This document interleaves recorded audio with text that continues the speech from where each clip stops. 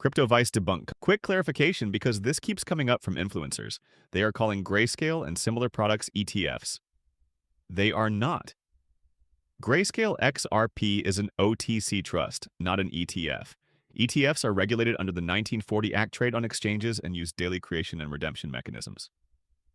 XRP has no approved US spot ETF today.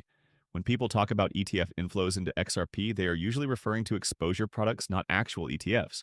Yes, US firms like Grayscale, Canary Capital, Franklin Templeton, RX, and Osprey offer XRP investment products.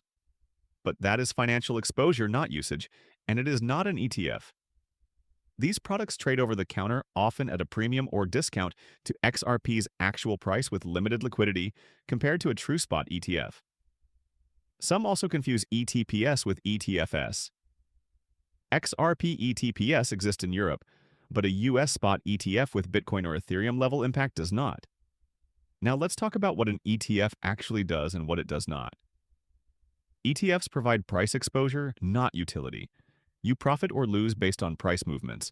They let investors access XRP through regular brokerage accounts and can lock up some supply.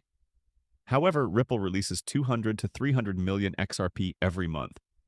An ETF would need to buy more than this consistently to impact price. ETFs do not change how XRP flows through the system or force bank adoption. The supply shock narrative is overstated.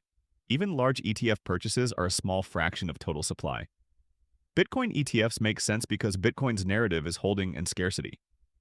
XRP's narrative is movement, liquidity, and speed. One final point. ETFs use a creation and redemption mechanism. When demand rises, authorized participants deposit XRP to create shares. When demand falls, shares are redeemed and XRP flows back out. ETF holdings are not permanently locked. They fluctuate with investor demand. ETFs can increase speculation and potentially support price. But they do not force adoption. They do not change how XRP is used, how banks use ODL, or how velocity works.